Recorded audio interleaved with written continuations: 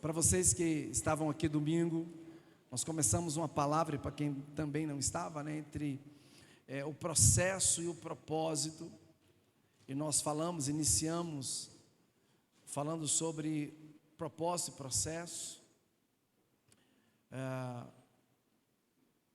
Perguntamos, né, em qual fase da sua vida você estava inserido no processo para chegar ao propósito de Deus. Falamos que todo processo, ele, por mais doloroso que possa parecer no momento, ele é necessário. Ele é necessário para chegarmos ao propósito. E que esse processo, por mais terrível, né, por mais doloroso, ele vai te tornar mais forte. E acima de qualquer coisa, o Espírito Santo, como lemos lá em Eclesiastes, né, nos dará a capacidade para passarmos esse tempo, pois há tempo para todo propósito debaixo do céu. Existe um momento certo para cada propósito. E aí nós falamos, né, para nós não ficarmos desanimados. E eu não sei se a gente chegou a ler 2 Coríntios 4:16. Coloca lá só para eu relembrar, mas eu acho que nós lemos. Lemos sim, lemos. 2 Coríntios 4:16. Por isso não desanimamos. Embora exteriormente estejamos a desgastar-nos, interiormente estamos sendo renovados dia após dia. Falamos sobre isso, né? Que nós não podemos romantizar o sofrimento, mas é necessário que ele venha muitas vezes para podermos chegar no propósito. Amém? Bom, e agora vem o final dessa palavra. Eu quero que você anote, isso é muito importante. Eu falo isso com vontade de chorar, porque eu sei, nesses 35 anos, vamos para 36 caminhando com Jesus. E há umas semanas atrás, eu comecei a pensar numa situação que eu vivi há mais ou menos quase 20 anos. E isso aqui que eu vou dizer para você foi fundamental. Coloque aí. Entre o processo e o propósito, é necessário descansar em Deus. Você não pode jamais esquecer disso. Entre o processo e o propósito, é necessário descansarmos em Deus. Ainda que esse processo seja desafiador, ainda que essa etapa da sua vida seja muito dolorosa, mas é necessário. Nós finalizamos semana passada e hoje nós vamos aprofundar na vida de José. Está lá no Gênesis, capítulo 37. Gênesis 37. Nós ainda falamos como os irmãos de José venderam ele para a caravana dos ismaelitas. Falamos como ele chegou na casa de Potifar, e até brincamos um pouco sobre a situação da mulher de Potifar. A gente batizou ela de Patifa, né? Ela agiu de maneira terrível com aquele moço. E aí, infelizmente, o preço que ele pagou foi um preço muito, muito, muito alto. Eu quero só fazer um adendo.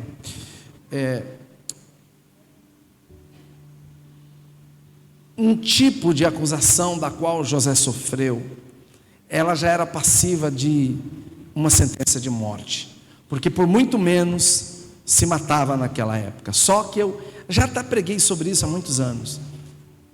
Potifar, infelizmente, ele era um homem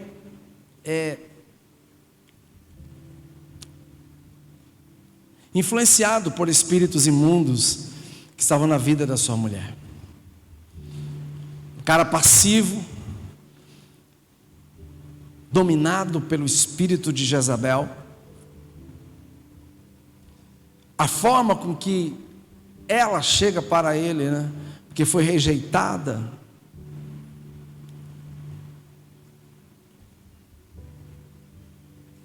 Era para que José pudesse ter sido sentenciado.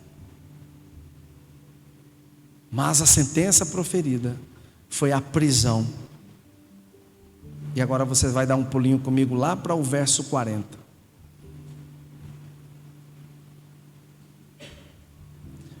José estava na prisão. E observe aí o que diz o verso 1. Passadas estas coisas, aconteceu que o mordomo do rei do Egito, e quem mais?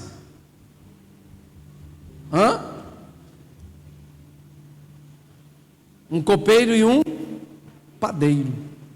O mordomo e o padeiro ofenderam.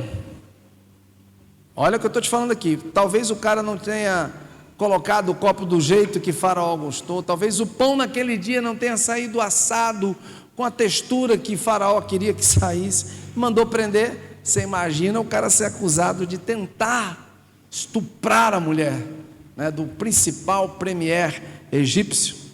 Era digno de sentença de morte. Bom, mas eu quero hoje levar você para uma alegoria extraordinária. Diz assim para o seu irmão: você sabia que a palavra cristão significa... Quem sabe? Levanta a mão. Quem sabe de verdade? Muitos não sabem. A palavra cristão significa pequeno Cristo. Diz assim para o seu irmão: é para isso que você foi criado, para ser um pequeno Cristo. Agora, entenda o seguinte: para nós sermos um pequeno Cristo, é necessário que venhamos a seguir as suas pegadas, que venhamos a seguir o exemplo de Jesus. Aí olha para o seu irmão e diz assim: você tem que ser um modelo de Jesus nesta terra. Agora olhem para mim. Você é? Você é um modelo de Jesus? Você é alguém que se inspira em Jesus? Você é alguém que é decidido a ser parecido com Ele? Aí a gente começa uma alegoria extraordinária, porque Ele quer que você seja como Ele é. Uma das orações mais profundas de Jesus, é lógico, além do Pai Nosso, além lá do Getsemane, é chamada de oração sacerdotal. Se eu não me engano é João 16, não é isso? 16, 17. Aonde ele clama a Deus pelos seus discípulos. E ele diz: eu vou para ti, vou para perto de ti. Gente, é inspirador. E ele diz assim: olha, eu vou pedir por eles. Aí, olha que oração: eu peço que o Senhor não os tire deste, mas os livre do mal. Olha para o seu irmão e diz assim: é necessário que você e eu possamos estar inseridos no contexto deste mundo caído, para expressarmos a vida de Jesus para aqueles que estão perdidos. Não quero que ninguém se doa comigo, porque eu não tenho nada a ver com isso. Diz assim para o seu irmão: portador não merece pancada. Eu vou pregar a Bíblia, amém? Então, eu fiz teologia, eu sou teólogo, eu sou bacharel em teologia, eu conheço um pouquinho as escrituras. Eu desafio qualquer pessoa a sentar comigo e a mostrar esse padrão de prosperidade que hoje é inserido dentro das igrejas modernas. Sabe por que hoje a maioria das igrejas virou uma piada para as pessoas? Porque nós começamos a brincar de prosperidade. O padrão de cristianismo que nós queremos para nós é um padrão de prosperidade. Carro bom, casa boa, isso não é pecado. E se você tiver oportunidade, meu conselho para você é tenha, vai ser bom. Já ensinei aqui muitas vezes o padrão que você tem que viver. Senhor, não me deixa ser pobre, porque eu sendo pobre posso roubar e envergonhar o seu nome. E também eu não quero ser rico, porque sendo rico eu venha a me esquecer. Existe um padrão, um meio. Você tem que ser alguém que viva com dignidade, que pague suas contas, que viva bem, que coma bem. Deus ama isso. Olha, pastor, tem base bíblica? Tá assim, mas eu vou dar só uma para você. Quando Jesus ora, é lógico que a gente está falando do Espírito Santo, mas ele diz, ele faz uma alegoria também. Ele diz: qual pai que tendo um filho e este lhe pedindo lhe dará uma? Ou se pedir um peixe, lhe dará uma serpente? Se vós que sois maus, sabeis dar coisas boas aos vossos filhos, quanto mais o Pai Celestial não vos dará o Espírito Santo. É lógico que com o Espírito a reboque vem a prosperidade. Tem base bíblica. Vai lá para a Epístola de João. Eu não lembro se é a última, acho que é a terceira Epístola de João. Coloca lá para mim, por gentileza. Terceira Epístola de João, onde ele sauda o seu amado discípulo e precioso, e diz para ele assim, ó: o presbítero amado Gaio, a quem amo na verdade. Olha o que ele pede para esse camarada. Vamos lá. Amado, oro para que você tenha o quê? Diga assim comigo, eu tomo posse. Olhe para o seu irmão e diga: que você tenha saúde. Mas logo em seguida ele diz: assim como vai bem a sua alma. Pode parar, é só o primeiro mesmo. 1 e 2. Sabe, gente, tem versões que diz: assim que seja próspera a tua alma. Quem tem essa versão aí? Dá uma olhada. Se alguém achou, pode levantar a sua mão. Assim que seja próspera a tua alma. Vê se essa versão está aí. Amado, acima de tudo faço votos por tua prosperidade e saúde. Ele fala de prosperidade e fala de saúde. Essa versão é RA, né? Revista Almeida. Revisada, é revisada ela, né? Dá uma olhada. Assim como é próspera a tua alma. Olha que coisa interessante. Deus quer 3 coisas. Estou saindo um pouquinho de nada, tá? Mas para você entender. A primeira coisa que Deus quer que você tenha é prosperidade e saúde, ou saúde e prosperidade, mas que também você seja alguém que tem uma alma saudável. Que você tenha uma alma saudável. Uma pessoa de alma doente, misericórdia, não quero aqui de maneira nenhuma, mas alguém que foi muito sofrido, especialmente alguém que foi indevidamente, tocado na infância, que teve experiências traumáticas na área da imoralidade. Outras experiências, pode não ter sido alguém que foi bulinada, mas o pai era um agressor inveterado, um estúpido, e você cresce com um padrão terrível na sua alma de um pai inconsequente. Gente, a maioria aqui esmagadora tem dificuldades de relacionamento com Deus. Sabe por quê? Porque os nossos pais não foram um padrão para nós. Eu tenho um temor muito grande quando eu olho para os meus filhos. Basicamente todos já estão criados, especialmente Daniel, agora, está entrando numa fase já quase adulta. E quantas vezes o diabo me fez propostas terríveis, e eu olhava para Deus, e olhava para baixo, para minha esposa, para os meus filhos, e disse: Deus, eu tenho que ser um exemplo para eles, porque um dia eu vou estar diante de Ti, e eu quero ouvir aquela palavra: servo bom e fiel, porque você foi fiel no pouco, eu te colocarei sobre, entra no gozo do teu Senhor. O padrão que Deus quer para você é esse aí. É o padrão que Jesus tinha. Entenda que a prosperidade não vem para você esbanjar. Não, um bom carro, uma boa casa, um bom salário, um bom negócio. Se você tem essas coisas apenas para usufruir para você, você é o mais miserável. Você é alguém que não tem noção das coisas. Dentro dessa alegoria divina, Jesus quer que você seja como Ele.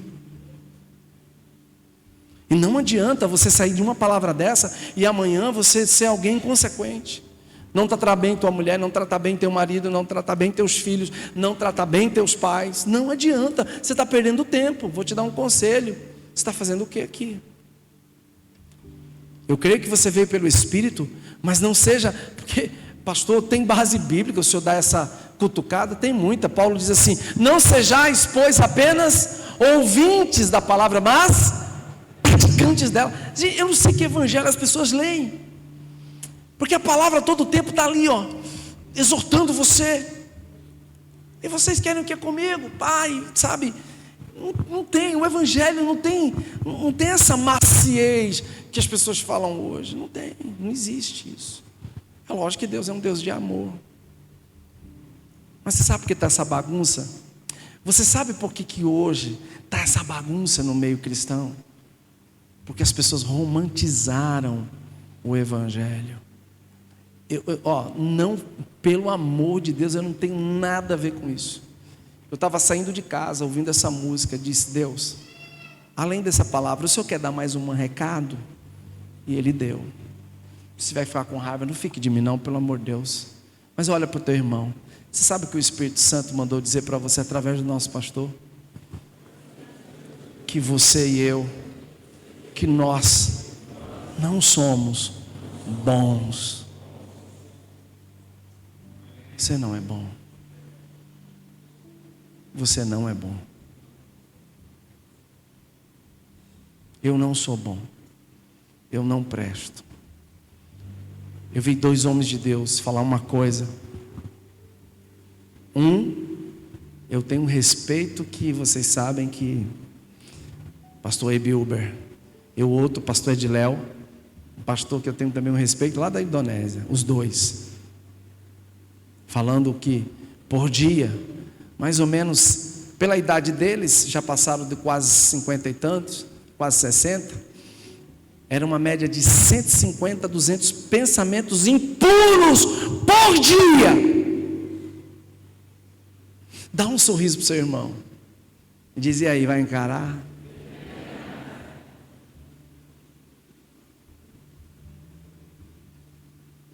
Você se sente bom? Eu acho que você tem que rever seus conceitos. Nós não somos bons. Mas isso não é motivo para que nós venhamos a fazer o que é errado. Deus estava exatamente levando José para dentro de um processo doloroso, difícil, angustiante, porque queria torná-lo parecido com Jesus, sem nem Jesus ter nascido, mas ele já estava na eternidade. Quantos ladrões foram para a cruz com Jesus? Quantos vão agora lá para a prisão com José? Vai segurando aí, alegoria. Vai segurando aí. Quantos sabiam que Jesus foi criado no Egito?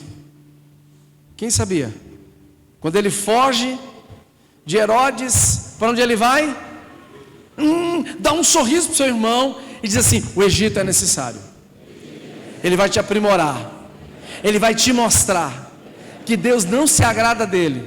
E você vai ter que fazer uma escolha: o mundo ou Jesus.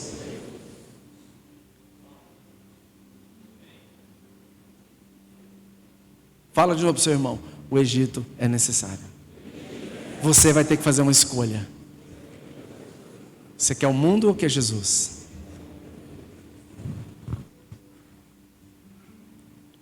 Eu vou falar aqui profeticamente. Não sei, mas vai ser muito triste se alguém aqui naquele dia ouvir: servo mau e negligente. Porque você, sabendo que eu sou um homem duro, gente, é Jesus falando isso. Não se preocupe, porque por esses dias vai ser essa palavra para você, a parábola dos talentos. Jesus não disse que ele é love. Eu sou um homem duro. Você está certo. Porque quando ele esconde o talento, a primeira coisa que Jesus pergunta: cadê o talento que eu te dei? O que ele fala? Eu tive medo e por isso eu... Mas por que você escondeu? Porque o Senhor é um homem duro. Corta o que não foi plantado e junta o que foi espalhado. Diz assim para o seu irmão: ele vai ter que cortar de você a falsidade, a arrogância, a independência, a rebeldia. Vai ter que cortar, vai ter que tirar. Quantos casais nós temos aqui casados? Não tem aquele dia, irmãos e irmãs também, tá? Que do nada você não quer ouvir nem o som da voz dele ou dela. Por que vocês estão rindo para dentro? Agora tá certo. Gosta assim, quando ri para fora. É verdade ou não é? Mas foi um é de bode. Tem que ser um é. É ou não é? Ah, tá certo, porque tem gente assim. Gente, pelo amor de Deus, religiosidade é uma desgraça. Ou só eu me exponho aqui de púlpito, que eu conto minhas mazelas para todo mundo. Fica a gente É nesse dia que você está entrando no processo de Deus te pegar e te moer. Ou você morre ou você morre. Não adianta ficar esperneando. Porque quem pica é serpente. Aquele sorriso, Amanda, de emoji alegre, fala: morra. Você é um verme. Achou ruim, foi? Como é que a Bíblia diz que Jacó é chamado? Vermezinho de... O vermezinho de Jacó. Verme, morra. Eu já expliquei aqui como é que o verme morre. Ele se contorce todinho e solta aquele líquido alaranjado, dando o melhor de si. A serpente vai. Você não é uma serpente. Nesse sentido, você é um verme. Morra dando o melhor de você e não o pior. Amém? Então, quando a tua mulher te fizer muita raiva, você olha e diz: eu te amo, coisa linda. Mesmo que por dentro você queira... Eu te amo demais. Eu amo você. Ai, como eu amo. Mas diga isso. E quando ele fizer raiva a você também, irmã, já disse aqui: não ore pedindo força. Ore pedindo graça e misericórdia. Porque se orar pedindo força, talvez você quebre o pescoço dele. Então, por favor, Senhor, me dê graça, amor por ele. Gostou? Aleluia. Gente, nós aprendemos nesse processo, dentro dessa alegoria de José, que quando ele é levado para o Egito, o motivo, a raiva dos seus irmãos, era uma coisa chamada preeminência divina. Deus, de certa forma, escolheu José por causa do seu coração. José odiava o que era errado, e ele dizia para seu pai. O pai, por sua vez, sabia em Deus que ele seria levantado como grande líder. E aí o pai faz algo para ele, amém? O pai faz algo para ele. O que é que o pai faz? A gente falou sobre isso semana passada, já na introdução da palavra. Uma túnica está lá, é a túnica de autoridade.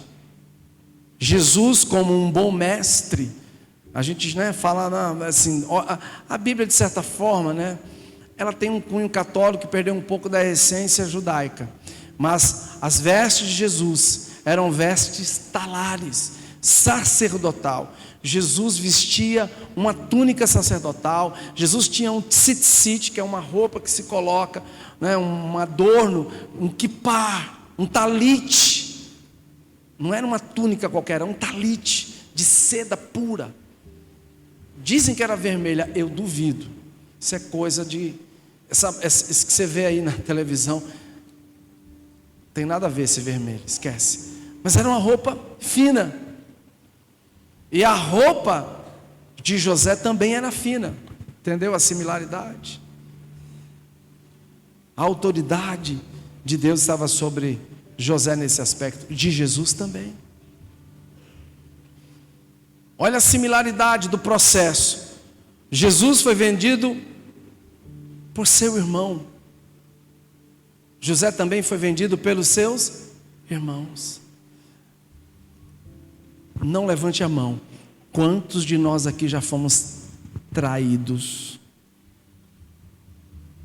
Quantos de nós já vivemos momentos críticos de traição, de tristeza, de dor, de você fazer e no teu olho? Jesus também foi traído por seu querido irmão Judas. José também foi traído. Jesus foi preso, José também.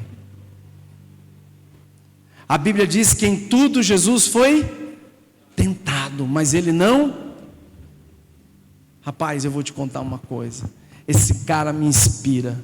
José me inspira. Quando fala nesse aspecto de tentação, José me inspira. Toda vez que uma tentação de imoralidade vem sobre minha vida, eu penso em José. Lógico que em Jesus mas eu penso em José. Sempre penso nele.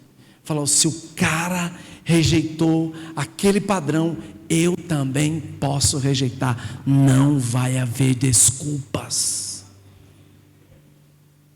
Amém? Não haverá desculpa. Então, se você ainda não entrou nesse padrão, conserte-se logo.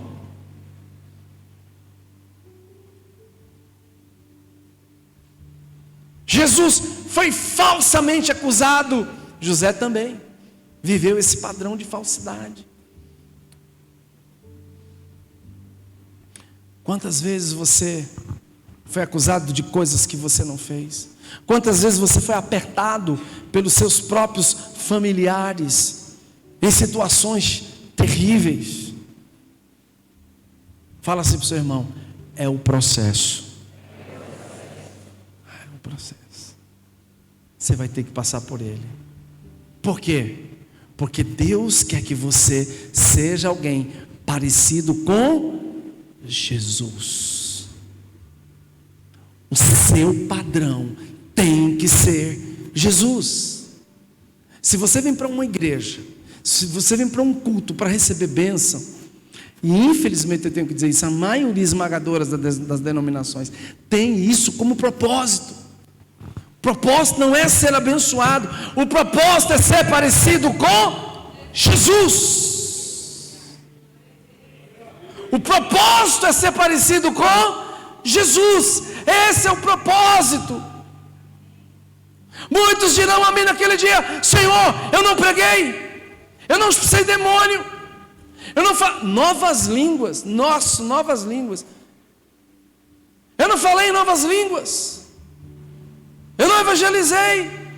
O que ele vai dizer para muitos? Apartai-vos de mim, malditos. Olha que dureza. Aonde tem maciez no evangelho? Eu queria entender a cabeça de algumas pessoas que veem maciez no evangelho demais. É lógico que Deus não é um carrasco que está com um chicote aí batendo em todo mundo. Mas não existe essa coisa macia. Venha como você está, porque eu te aceito. Tá, ele pode te aceitar como você está. Agora ele não vai tolerar que você continue como você chegou. Você tem que mudar. Ele é bem clássico em relação a isso. João diz isso. Se você pecar, você tem diante de Deus um advogado. Ele vai advogar a sua causa. Se é uma condicional, isso não te dá motivo. Esquece esse padrão de uma graça barata, de uma graça vendida, imunda, suja, na lama. Esquece isso. Eu quero entrar até aqui num campo bem interessante.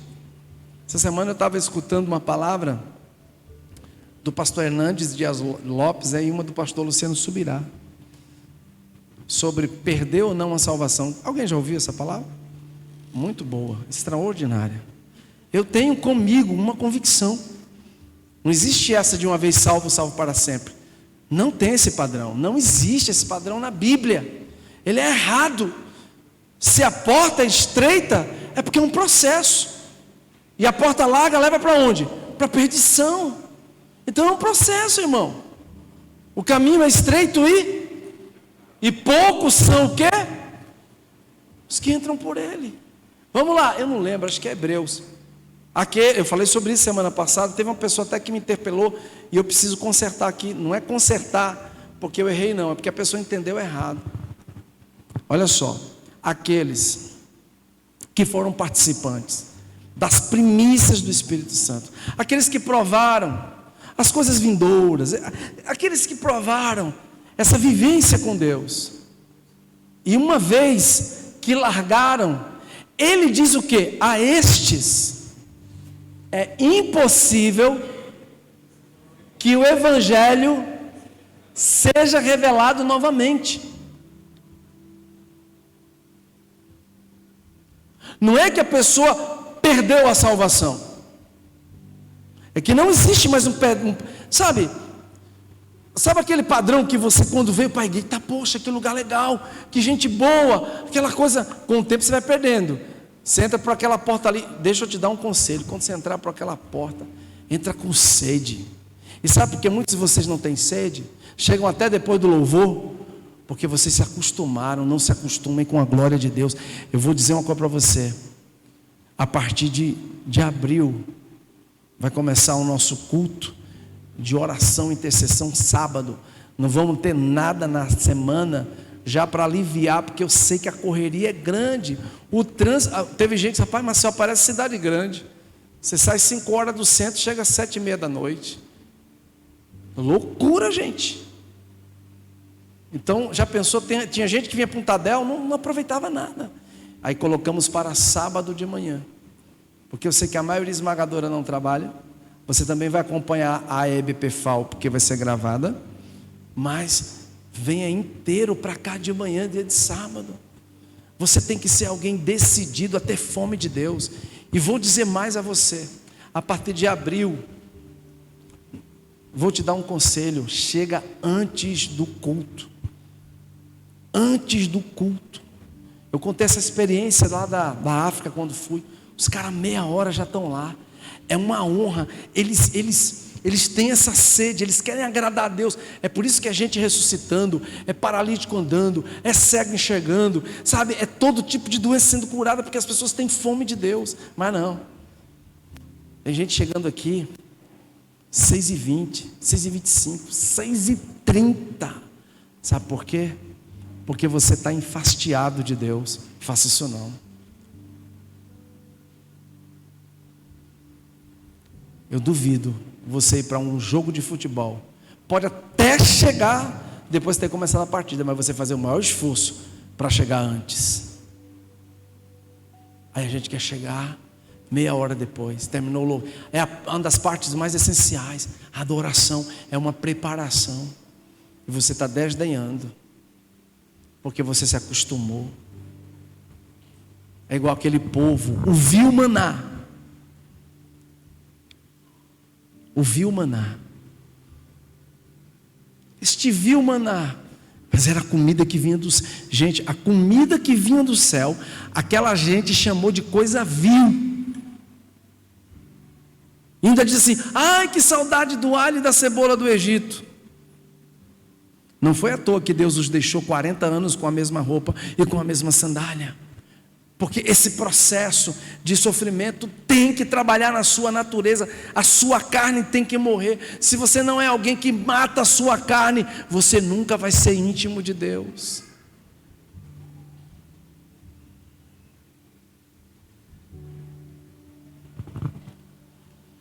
Alguém sabe com que idade José foi levado à ascensão para o governo do Egito?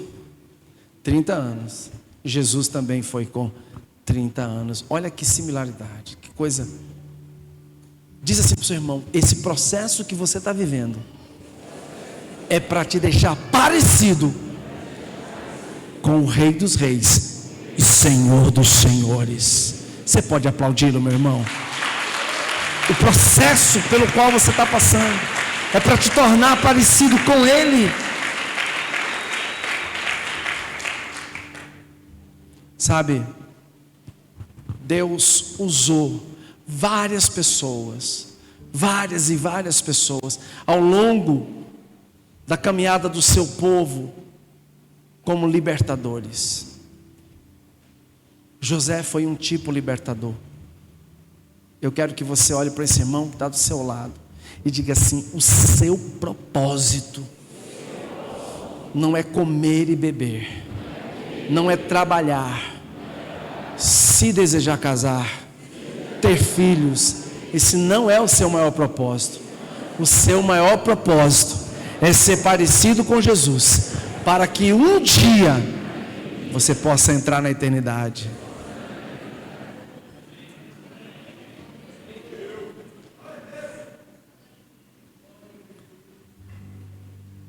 Apartai-vos de mim, maldito, que eu não vos conheço. Não pense que a coisa mais importante na igreja é estar lá na frente com uma placa, ou aqui, ou na câmara, ou dançando, ou cantando, ou servindo com as crianças. Tudo isso faz parte do teu crescimento no reino de Deus. A coisa que Deus mais vai querer de você é que você seja parecido com Jesus. Você tem que ser parecido com Jesus. Alguém que seja como Ele, que caminhe como Ele. E aí deixa eu te dizer uma coisa agora desafiadora. Repita comigo: disse Jesus, a minha comida, a minha bebida é fazer a vontade do meu Pai. Essa é a sua?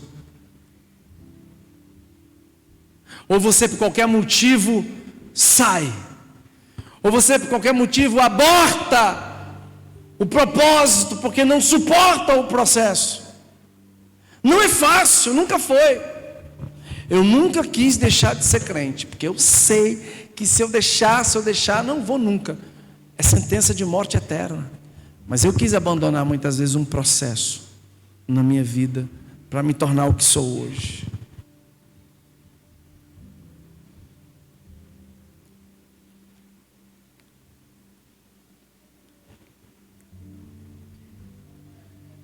Às vezes nós vamos ter que lidar com a maldade de forma que você possa transformar aquilo que é maldição em desgraça em bênção. Abre lá em Romanos 8, 28. Romanos 8, 28. Sabemos que todas as coisas cooperam para o bem daqueles que amam a Deus. Diz assim para o seu irmão: porque você ama Deus, porque a sua comida e a sua bebida é fazer a vontade de Deus, todas as coisas vão cooperar para o bem daqueles que amam a Deus. E diz assim para o seu irmão: você ama a Deus. Aí ele conclui: daqueles que são chamados segundo o seu propósito.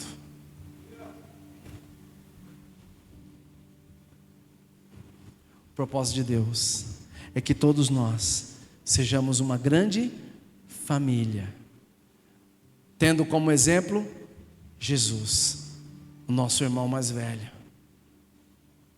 Todos nós sermos semelhantes a esse é o seu propósito. Por favor, entenda isso. Não venha para um culto e não permita que a sua carne extravase. Não seja carnal. Venha para... Gente, é absurdo o que eu vou dizer. É absurdo.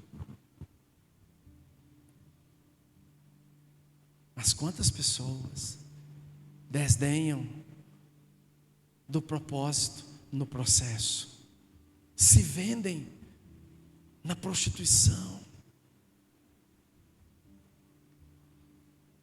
Se prostituem com muita facilidade, e vou dizer mais, não há temor. Se prostitui. Quantos, eu perdi as contas de quantos eu já conversei olhando no olho, não vi temor. Caí, pequei, fiz isso, fiz aquilo. Sim, mas e aí, criatura?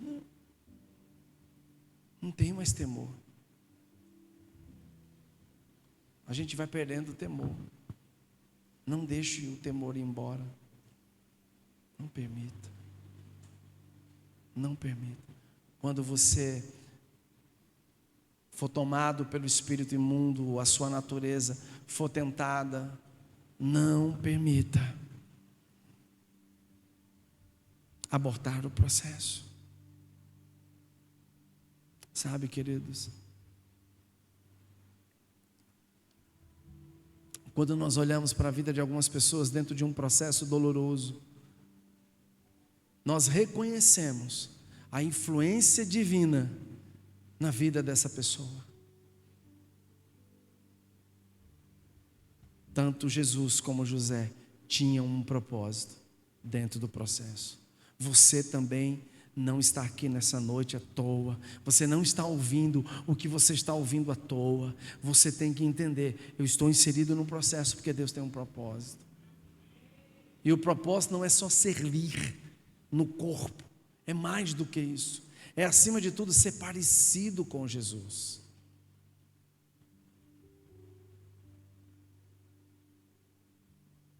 Efésios 2:10. Efésios 2:10. Pois somos feitura dele, pelo amor de Deus, em nome de Jesus. Pelo amor.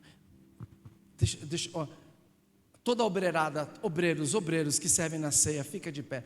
Obreiros que estão aqui coletando dízimo e oferta, fique de pé. Fiquem de pé.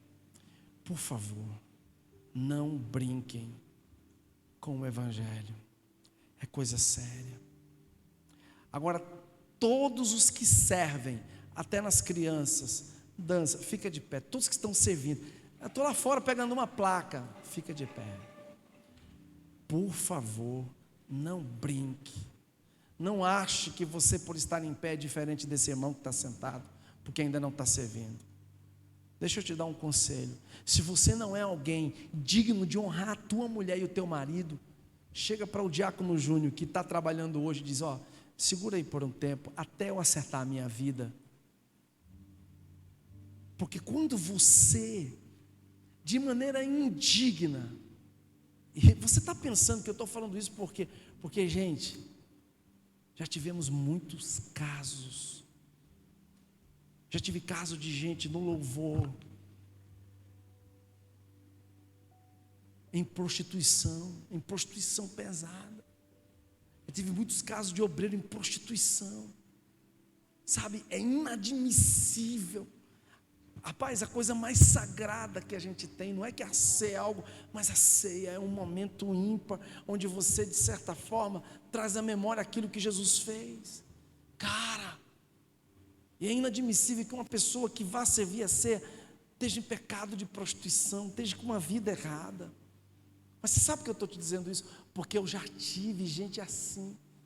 Quando eu fui apertar, eu olhei e falei: cara, como é que você, e disse mesmo, e digo, com a cara mais sem vergonha, estava servindo o pão da ceia.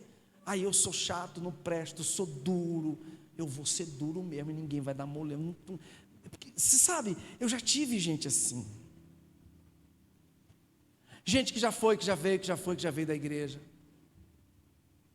Não estranhe, meu irmão, quando alguém sumir aqui do nosso meio. Antes de você questionar essa pessoa, chega para mim, conversa comigo. Eu não vou expor a vida de ninguém, mas eu vou dizer assim: pisou na bola. Não posso te dar mais detalhe, mas se não vê é porque pisou na bola. Se saiu é porque não quer conserto. Não quer conserto. Gente que já agiu de modo indevido. Pelo amor de Jesus, a minha mulher disse: bem, cuidado quando você for dar esse aviso. Eu digo: eu vou dar esse aviso, eu não estou nem aí. Olha, se eu descobrir um tarado sem vergonha aqui no nosso meio, aliciando qualquer menina ou menino, rapaz, dá uma penha em você, não vou não, mas eu vou botar na mão de quem vai fazer isso, que é a polícia. Pastor, é porque eu já tive gente assim aqui dentro, aliciando. Eu sei o que eu vivo aqui dentro. Então não me ignore, não ache que eu sou duro. Você não sabe como eu lido aqui dentro. Quem é íntimo meu sabe o que eu sofro. E minha mulher. Você acha que manter essa estrutura em pé não. Já tive gente aqui dentro que vinha para o culto somente para aliciar meninas. Teve um que eu falei, esse é meu, esse aí ninguém vai, esse sou eu que vou.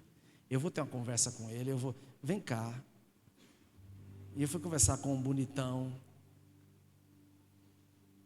Gente, vocês não têm noção do que o diabo faz para destruir essa estrutura. De vez em quando, um de vocês chega para mim e tive um sonho, pastor, esquisito, Quantos? Gente que entra aqui metralhando os irmãos, metralhando, destruindo. Fala mesmo, Ô filho, Deus está mandando tu orar e tu está vindo contar para mim. Eu já sei disso, eu quero que você vá orar. Teve uma irmã que chegou chorando uma vez num culto lá no Acauã. Eu tive um sonho que está comigo. Conta o sonho. Entrava um monte de gente encapuzada, com balaclava, e metralhava um monte de irmãos.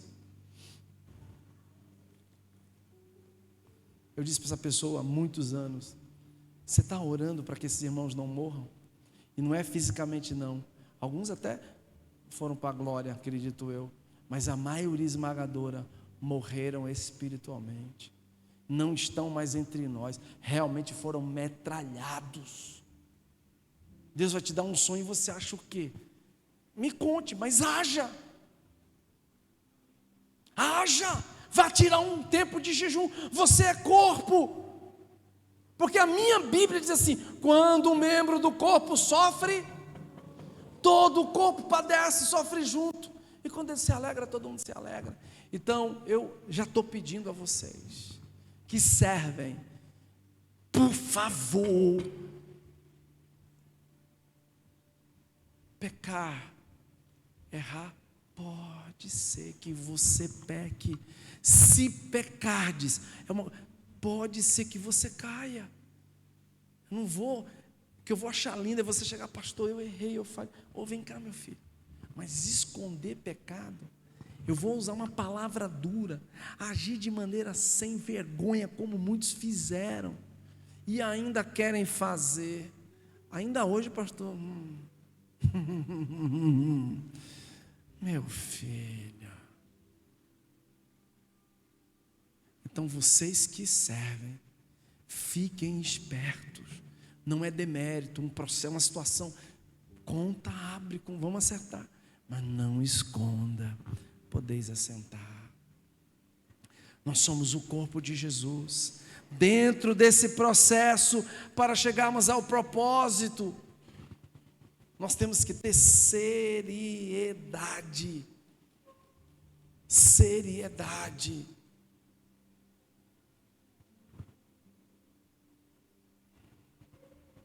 Sabe, José não sabia o propósito final, mas eu e você sabemos, porque hoje está escrito. Dizem que ele levou mais ou menos 10 anos, 10 longos anos naquela prisão. E agora eu quero dizer uma coisa para você: quando alguém vive no propósito de Deus, até a prisão se torna um paraíso. Porque José era tão benquisto, tão cheio de Jesus, já na época, né? Tão cheio de Deus, que o carcereiro entregou na mão do prisioneiro a chave do cárcere. Será que aquele cara era um homem fiel, honesto?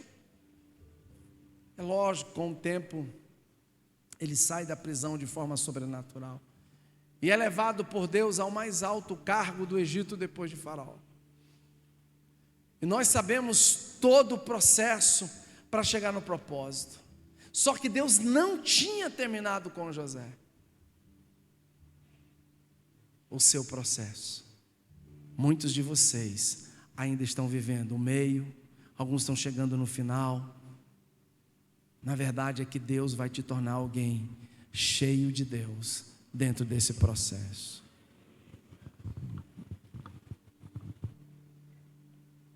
Sabe, o processo é necessário. É necessário. Quando José já era governador, sabemos o que Deus tinha proporcionado. A fome do Egito era grande. Vinham povos de todas as nações comprar no Egito, porque Deus divinamente revela para José o seu plano através de um sonho de Faraó. As 7 vacas magras, 7 vacas gordas, espigas magras, espiga gorda. 7 anos de fartura e 7 anos de escassez. Mas alguém que era cheio de Deus foi responsável por trazer provisão para aquelas pessoas que iam ao Egito. Escute, tem muita gente com fome que precisa ouvir de você de que Deus é Senhor da vida delas e que Deus tem um propósito para elas. Mas você tem que estar inteirado desse processo, desse propósito, perdão. Você tem que estar cheio desse propósito. O meu propósito é manifestar Cristo na vida das pessoas. E aí, olha só, no final dessa história, os irmãos, a família, especialmente os irmãos, vão até o Egito. Todo mundo aqui conhece a história, acredito. Quando José os vê, que indignação, que raiva, que ódio. Isso é representado, é dito na Bíblia, quem já assistiu o filme também. Ele sai para chorar. Mas aí, alguém que vive um processo, entendendo o propósito, nunca vai querer a maldade de ninguém. Não queira a maldade de ninguém. Sabe, quantos abandonaram o processo? E quando eu fico sabendo, caiu, está dessa forma, caramba, poderia estar conosco hoje, poderia estar vivendo o melhor hoje, poderia estar aqui. Sabe por que não vem? Orgulho, não quer passar pelo processo correto. Quantos abandonaram, quantos deixaram o processo, porque queriam abortar o processo para chegar logo no propósito. Há uma etapa, há um tempo. Você conhece alguém que já nasceu correndo? Nunca nem ouvi falar. Nem ouvi falar. Primeiro tem uma dependência total de pai e mãe, depois engatinha, depois dá os primeiros passinhos, para depois aprender a andar e correr. Tem gente que já quer sair correndo. Tem gente que já chega na igreja, no corpo de Cristo, já quer ser o pastor, já quer ser a pastora, já quer fazer isso, já quer logo dizer como é que eu tenho que fazer, como é que a minha mulher tem que fazer, como é que o outro que já está, já chega e quer ficar logo na janela, como diz a turma. Nem chegou, já quer ficar na janela, filho. Já quer logo, entende? Não quer passar pelo processo. Não quer. Já quer chegar logo definindo. Cara, tem um processo. Você precisa aprender a passar pelo processo.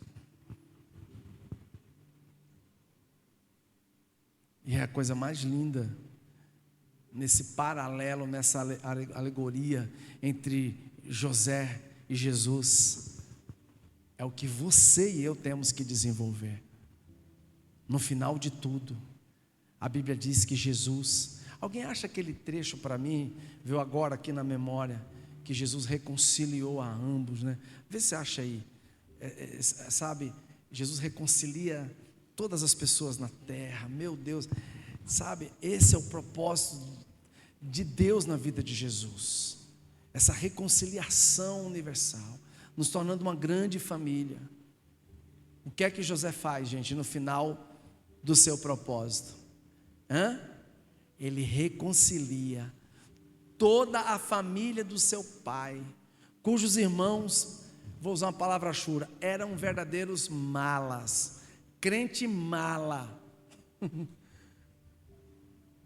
os crentes ruins, povo miserento. Um desses era tão bonzinho que deitou com uma das mulheres do pai, uma das concubinas do pai, Rubens. Ô povo miserável, ruim. Mas mesmo assim, José os reconcilia. Olha só, preste atenção que eu vou dizer agora, isso é muito sério. Eles tinham uma dívida com Deus. Eles venderam o mais novo como prisioneiro. O sangue de José estava nas mãos dele. Tanto é que quando você lê nas Escrituras, eles sempre tinham dentro deles uma acusação. Mas quando José se revela para eles, eles entram em desespero. José diz: não, meus irmãos, olha que coisa linda. Vocês não sabiam o que estavam fazendo, mas foi o próprio Deus que permitiu, para que hoje vocês pudessem ter livramento, assim como todas as pessoas no mundo inteiro. Alguém achou? Está por lá? Aí, ó. Tudo isso provém de Deus, que nos reconciliou consigo mesmo, por meio de Cristo, e nos deu o ministério da reconciliação. Diz assim para o seu irmão: você é um reconciliador.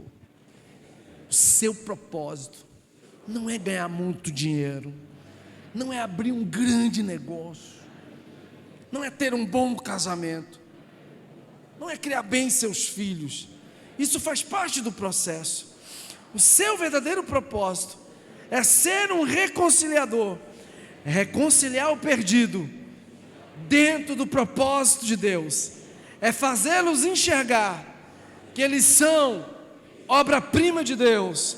Deus os amou de uma forma tal que deu o seu único filho para morrer pelos pecados deles e nossos. Esse é o seu propósito, ser um reconciliador. Você não vem para um culto como esse: eu vou para a igreja, não é porque a gente usa essa terminologia, eu vou para a igreja. Não, tu já é igreja, mas tudo bem, vou para a igreja. Não, nós somos igreja. Mas as pessoas estão tão romanizadas. Vou para a igreja, para quê? Para receber uma bênção, a velha indulgência romana. Vou pagar, o povo acha que dízimo e oferta é pagamento de indulgência para ir para o céu e receber coisa boa. Está amarrado esse pensamento do inferno. Tira ele da tua cabeça uma vez por toda. Tu vem para um culto para receber uma palavra como essa, para que durante a semana você seja um reconciliador de Deus. Se estiver achando a palavra dura, tem um monte de gente que pega a brobinha. Um monte de gente que você é isso, que você é o melhor. Aqui, cara, sinceramente, essa semana eu disse: como é que uma criatura dessa ainda fala isso? Venha receber a não sei quantas bênçãos do Monte Gerizim. Como é que é, velho? Cada dia é uma benção. Sabe, vem aí, meu Deus, é tanta bênção. Fala, esse povo fica arrumando tanta coisa que a gente sabe. A pessoa não sai de um culto entendendo o propósito. Cara, eu sou um reconciliador. Eu sou alguém que foi chamado por Deus para reconciliar. José reconciliou não só a família, mas aqueles que estavam próximos a ele. Era impossível estar perto de José e não ser reconciliado com Deus. Diz assim para o seu irmão: vai ser impossível alguém estar perto de você e não ser reconciliado com Deus. Amém? Finalizando, pode ser que você ainda não entenda completamente o propósito para o qual você foi chamado e criado. E pode ser também que você ainda não entenda o processo. Conforme nós lemos que Deus age ou coopera em todas as coisas para o bem daqueles que o amam e dos que são chamados de acordo com o seu propósito. O que Deus deseja de você é que, como José, como Jesus, você não saia, não aborte o processo. Não aborte o processo. Não queira inventar a roda. Eita, mas é porque eu ouvi dizer, eu ouvi falar, Jorge, que o pastor Manassés é assim, que o pastor Manassés é assado, que não, eu ouvi falar que a Suela é assim. Para com isso, pelo amor, não tem mais espaço para essas coisas, gente. Não, é porque eu ouvi dizer que o Kleber é assim. É porque o Kleber não, a Iris é desse jeito, o Juliano é assim. Não, o Tiago é. Para com isso, pelo amor de Deus. O propósito é muito maior do que essa porcaria. Para de picuinha, para de coisinha.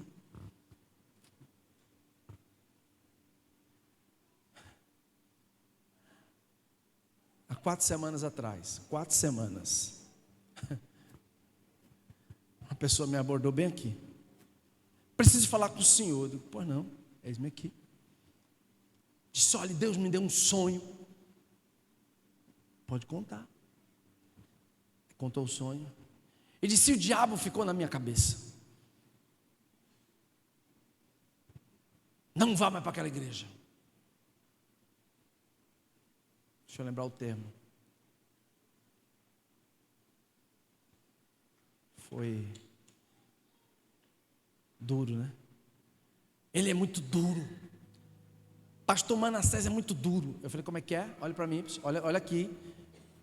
Aí já ficou, olhe para mim, olha para mim. Foi o quê? Eu sou posicionado na palavra, irmã. Não tem nada de dureza. Eu falei, isso já foi, já vazou. Você nem fica. Mas eu sabia o tipo de espírito, porque eu já conhecia. Sabe? Não. É gente que não quer submeter a palavra. É gente que não quer passar pelo processo. Quer fazer as coisas do seu jeito, da sua maneira. Não aceita ser corrigida, ser tratada.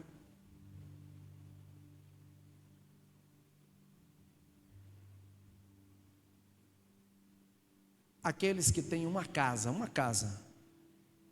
Casal, fica de pé. Mulher e marido que tem casa, fica de pé. Não tem problema não. Vocês aceitam que semana que vem, por melhor que seja um amigo, um irmão, um parente, chegue na sua casa e diga para você como é que você tem que fazer as coisas lá dentro? Não, vamos falar sério. Vocês aceitam isso? Você me entende? Eu tenho uma responsabilidade. Se eu acertar, todo mundo. Mas se eu errar, todo mundo erra. Você aceitaria que alguém amanhã dissesse como é que teria que ser o seu casamento? Acho que você tem que ir com essa roupa agora para o trabalho. A tua mulher fica olhando assim para a cara dela e fala, agora vi. Daqui não sou eu a mulher que tem que dizer para o marido, é você que vai dizer. Tem gente que acha que é assim. Tem gente que quer dizer como é que é o culto, como é que é a palavra, como é que eu tenho que pregar, como é que eu tenho que fazer. O processo é doloroso. Não vai ser fácil. Pode aí sentar. Mas você vai ter que aprender a dizer não muitas vezes para as pessoas. Não seja alguém que por um suposto amor do evangelho mal ensinado, porque é mal ensinado. Amém? Fala assim para o irmão que está do lado. Aqui dentro, quem manda é o papai, é o Espírito Santo. Nós, o pastor, é só mordomo. Quem prevalece nesse lugar é Deus, através da palavra. E não vamos abrir mão nem 1 milímetro do processo para atingirmos o propósito para o qual nós fomos chamados. Amém. Aleluia.